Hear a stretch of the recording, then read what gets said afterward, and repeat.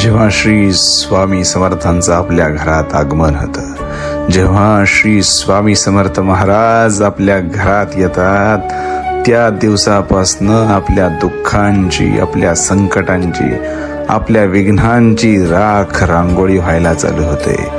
महाराज आपल्याकडे बघतात, महाराज आपल्याकडे दृष्टी टाकतात आणि सांगतात, तुझ्या मागं कोण नव्हतं, तुझ्या मागं कुणी नव्हतं, म्हणून तुझ्या घरात आलोय. तुझा रक्षण करता, तुझा सर्व कार्य करविता आजपासून मी आहे. माझी सेवा करत राहा. ह्या सेवेचं फळ तुला एक दिवस असं मिळेल की तुलाच उमगणार नाही की तू काय मिळवलंयस. सगळ्यांना मिळवण्यापेक्षा मला मिळव. मी सदैव तुझा रक्षण करता होईल. श्री स्वामी समर्थ.